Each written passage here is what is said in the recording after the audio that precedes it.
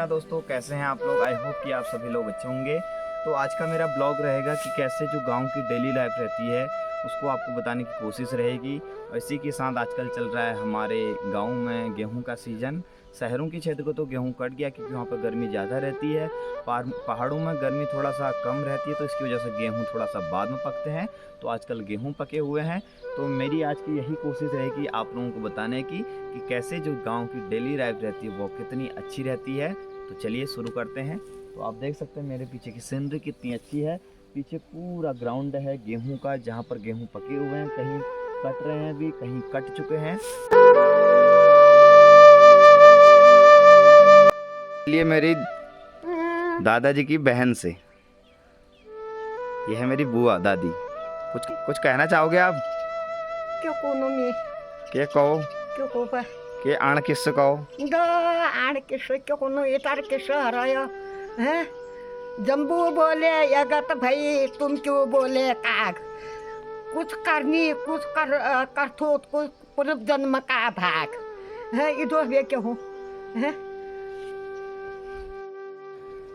ये मिलिए आप लोग मेरे दादाजी से, जो कि अभी 95 ईयर के हैं, लगभग 95 साल के हैं। और ये भी कुछ सुनाएंगे आपको। कुछ कहो।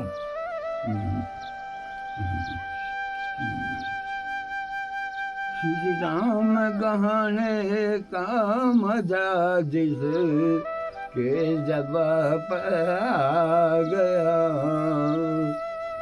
मुक्त जीवन हो गया, चारों पदार्थ पा गया। सबर के पास नीर से सरवर विमल हुआ, रही किरती ऋतु राजसी समय सार में, आम्र के मानंद तुलसी राम रसे बरसा गया। तो अभी आप मिले मेरे दादाजी से, जो कि 95 ईयर के हैं, और अभी भी इनको सारी चीज़ें जो पुरानी थी वो अभी तक याद है, और इनको अपने खेत खलिहान से बहुत प्यार है। तो इसी के साथ मैं आपको ले चलता हूँ खेतों की ओर। ये देखिए मेरे पूरे गांव का दृश्य है, कितना सुंदर कितना प्यारा है गांव। कुछ घर ऊपर हैं, कुछ घर उधर हैं। ये पूरा ग्राउंड फील्ड है, इसमें पूरी अनाज की उगाई होती है। अभी गेहूं का सीजन चल रहा है, सभी लोग कटाई में लगे हुए हैं।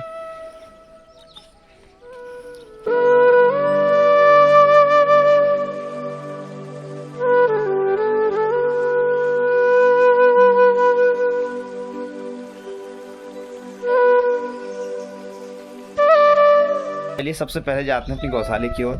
मैं आपको अपनी प्यारी भैंस से मिलाता हूँ, कौली से। ये है हमारी प्यारी कौली।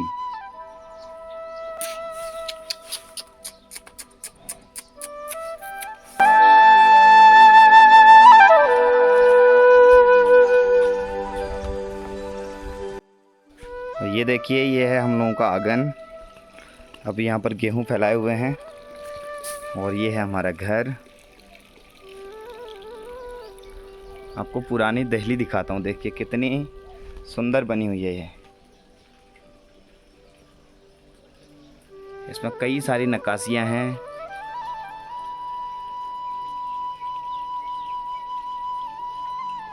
देखिए ऊपर गणेश जी।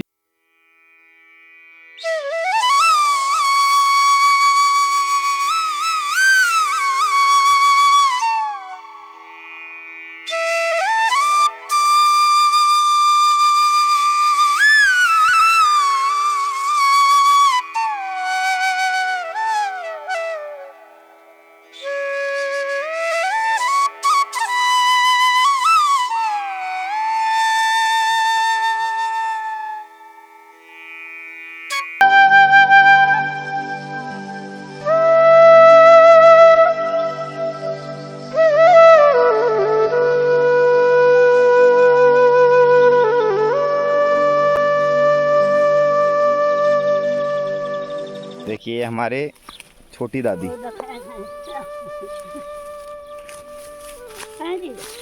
ये हमारी छोटी दादी है, लगी रहती है काम में, बैठती कम है।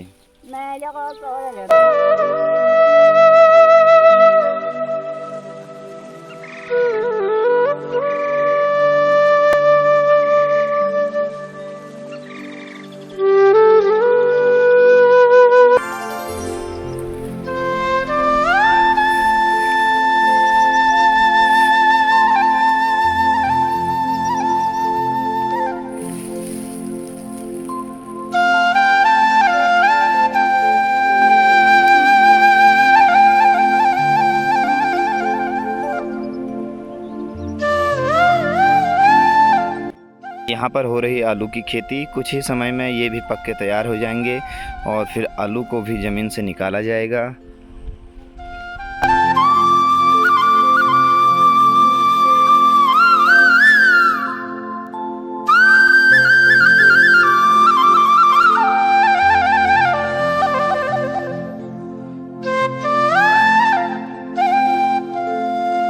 खेत में ही सभी लोग आए हुए हैं। ये हमारी बुआ और ये है हमारी ताई जी, पीछे हमारी माता जी और इधर हमारी दादी। मेरी दादी की खासियत ये है कि अभी 85 साल की है और ये अभी भी चंगी एकदम सारा काम करती है। ये देखिए ऐसे काटी जाती है यहाँ पे गेहूं की कटाई। पहले इसको जड़ से काट के फिर इसको ऊपर से अलग किया जाता है। ऐसे देखिए लगे हुए हैं। अब ये हमारी ताई जी हैं, आपको कुछ सुनाएंगे। देखिए अभी क्या सुनाते।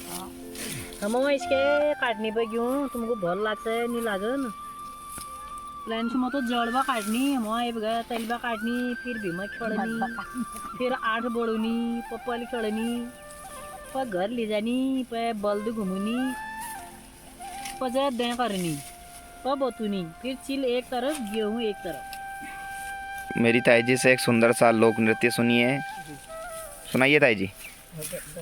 ए गीत हूँ यार जिला गलती हली माफ हरिया अब तक गीत हूँ मन करूँ मैं देश गया परदेश गया पर मन तो मेला करूँ ठीक नहीं लागन मी बिहार का है ना हल्द्वानी बड़ी तली मेरे मन नहीं करन। एक दिन जून तो 2 दिन आपको घर हूँ मन जा सुनाओ विल मैं अपने घर गीत गानू बस अब मनोरंजन इष्ट कर ली मैं और जेले गलती है यार एल जी समाज आनू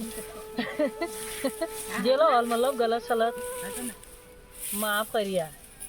पहाड़ों ठंडो पानी तेरी कसी मीठी बाणी पहाड़ों ठंडो पानी तेरी कसी मीठी बाणी छोड़ना नी लागनी हो छोड़ना नी लागनी नर तू नर हसुआ भरी अगुम्यर हो हिया नर तू नर हसुआ भरी अगुम्यर हिया आखी के सुरमा बगिरो आखी के सुरमा बगिरो अखोड़ की तिरछी हांगी भिजड़नी पाता अखोड़ की तिरछी हांगी भिजड़नी पाता घर बटी धारी गोयो निकट निराता घर बटी धारी गोयो निकट निराता। ये देखिए गांव में अभी गेहूं का सीजन है, कितने प्यारे या लहलहाते गेहूं के बालियां।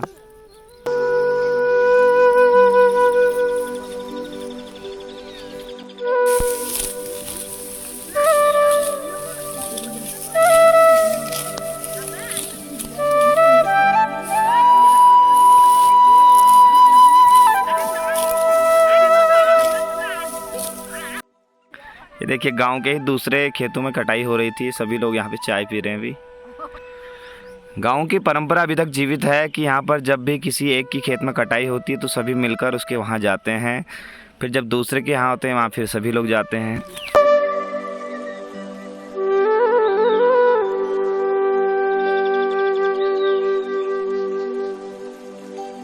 जो काटा भी हमर रोज का भयो कब तक काया का काटा कब तक काया का काटा घरे वही ना पदे है सो वो बताई ना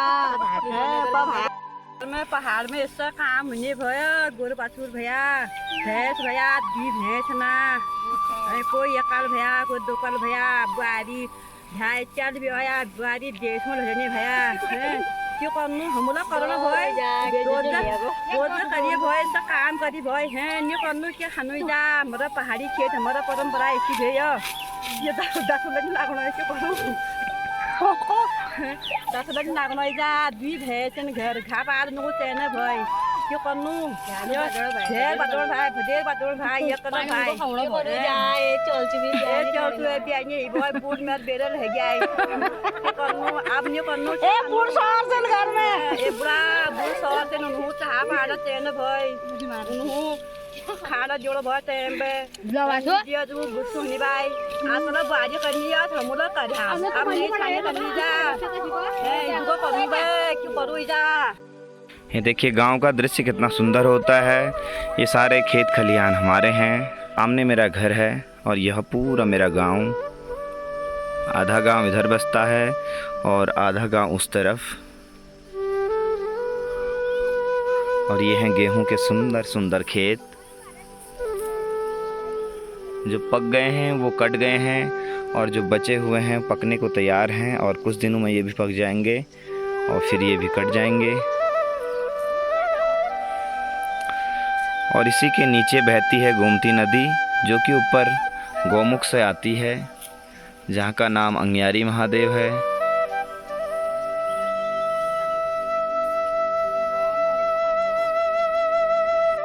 मेरी दादी जो कि अभी 90 साल की है, लगी रहती है खेतों में, थकते नहीं है। जा मेरा दादन है ना इसे ला रही हैं आँख में फूट गई आगे नादन और एक जोड़ों में धूप लाग रहा क्या करूँ मैं पेट गुजार भाई जा अभी 55-60 के बीच में है। क्यों काटनी घाम लाग रहा क्यों करू भैंस से घर खाना खाऊंगी और ये मेरी बुआ आई है भी लाल कुआ से।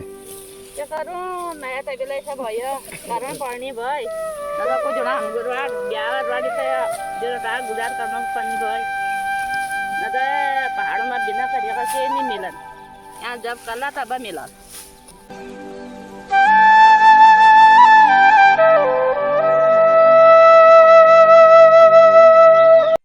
ये देखिए ये है गोमती नदी जो कि लगभग यहाँ से 10-15 किलोमीटर ऊपर अंगियारी महादेव पड़ता है, वहाँ से आती है और आगे जाकर के यह बागेश्वर में सरयू के साथ मिल जाती है और वहीं पर इसका संगम है। और यह अभी तो शांत है नदी गर्मी के मौसम में, परंतु जैसे ही अभी जुलाई अगस्त के मौसम में बरसात होगी यह नदी उफान मारने लग जाती है। वहाँ से पूरे यहाँ तक इतनी भयानक हो जाती है नदी।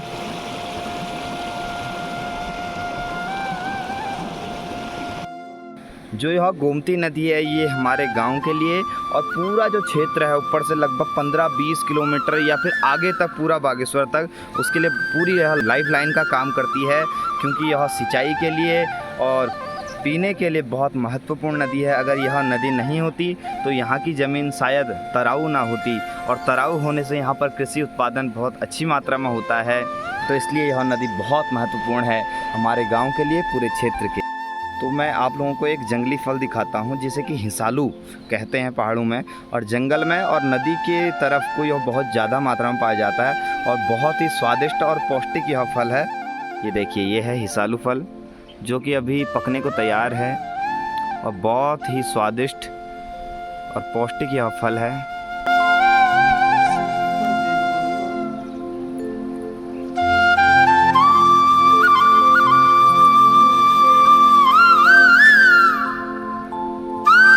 जितना स्वादिष्ट और पौष्टिक यह फल होता है उतने ही भयंकर इसके कांटे भी होते हैं।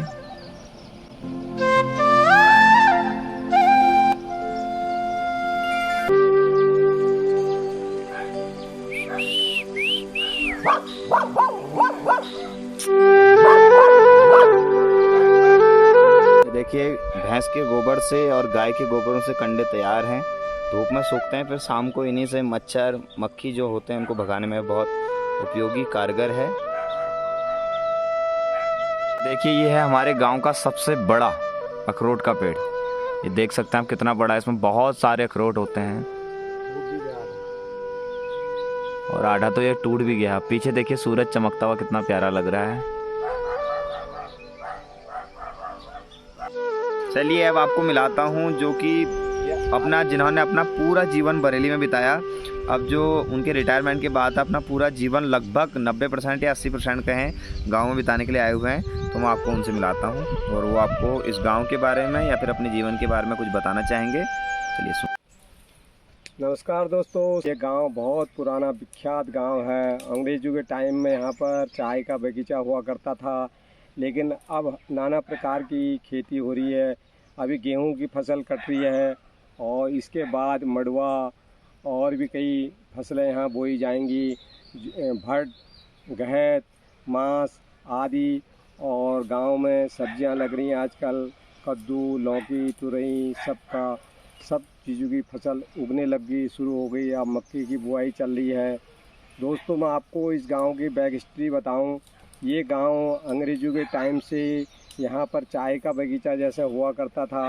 अब इस गांव में काफ़ी तब्दीली हो गई। पहले यहाँ कोई बिजली, पानी, सड़क नहीं थी। लगभग 40 साल पहले यहाँ कुछ नहीं था। 40 साल के बाद यहाँ पर अब लगभग बिजली, पानी, सड़क सभी चीज़ की व्यवस्था हो गई है। और इसमें चारों तरफ से पहाड़ हैं, बीच में नदी बहती है।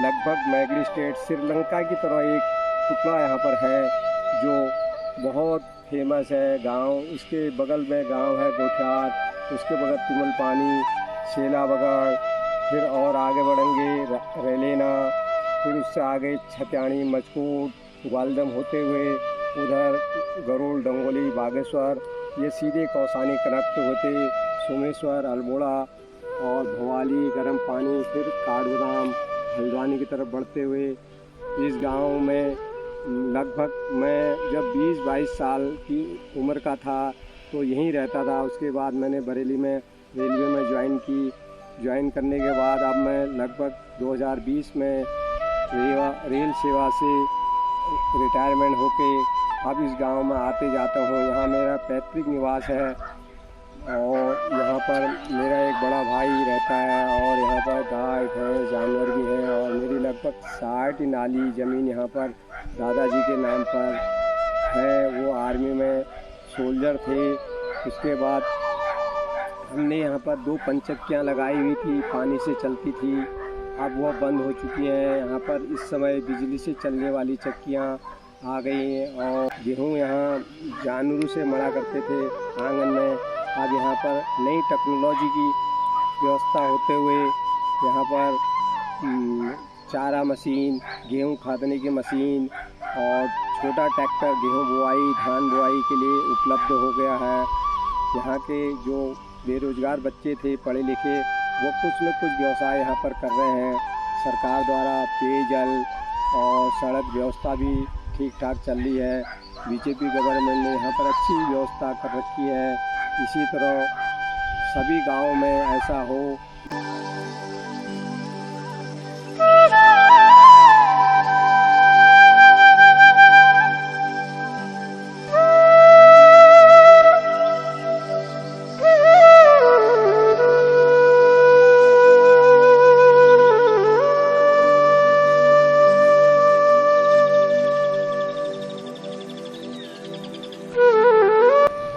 इसी के साथ मैंने आप लोगों को बताने की कोशिश की कि कैसे पहाड़ों की डेली लाइफ जो होती है वो कैसी रहती है। तो कुल मिलाकर यह है कि मुझे जो पहाड़ों की लाइफ है सबसे बेस्ट लगती है, क्योंकि यहाँ पर इंसान खाली नहीं होता है। और खाली ना होने से, दिन भर लगने से उसमें जो शरीर में जो चीज़ें होती हैं ना, जैसे बाहर के लोगों को देखते हैं हम लोग, मोटापा ज़्यादा हो जाता है। और जिसके पास मोटापा होता है उसके पास हज़ारों बीमारियां होती हैं, परंतु हमारी पहाड़ की औरतें या फिर कोई भी पुरुष हो, यहाँ पर मोटापा उनमें ना के बराबर रहता है, क्योंकि काम ही इतना रहता है कि मोटापा कभी हो ही नहीं पाता, फैट वगैरह होता नहीं है, खाना एकदम बहुत अच्छा रहता है, क्योंकि बाज़ार की चीज़ें बहुत कम होती है प्रयोग में। और जो भी हैं पहाड़ों की ही सारी चीज़ें उगाई जाती हैं, उसी से हम लोग भोजन वगैरह करते हैं। तो इसी के साथ और शहरों की लाइफ इसलिए बेस्ट नहीं है क्योंकि वहाँ पर लोगों को ना अच्छी हवा है, ना अच्छा पानी है और सब चीज़ खरीदा हुआ है। और मेरे ही पीछे आप देख सकते हैं यहाँ पर तो इतना स्वच्छ जल है, इतनी स्वच्छ हवा है, तो ऐसा कोई यहाँ पे है नहीं। तो इसी के साथ आप लोगों को ब्लॉग कैसा लगता है ज़रूर कमेंट बॉक्स में बताइएगा। और मेरे चैनल को यदि आप लोगों को वीडियोस अच्छी लगती हैं तो चैनल को सब्सक्राइब ज़रूर करिएगा। और साथ ही और यदि आप लोग किसी को बताना चाहते हैं कि पहाड़ों की जो डेली लाइफ रहती है वह कैसी रहती है तो इस वीडियो को ज़रूर शेयर करिएगा। तो इसी के साथ फिर आप लोगों से भेंट होगी बहुत जल्द। तब तक के लिए जय सिया राम, जय श्री राधे कृष्णा।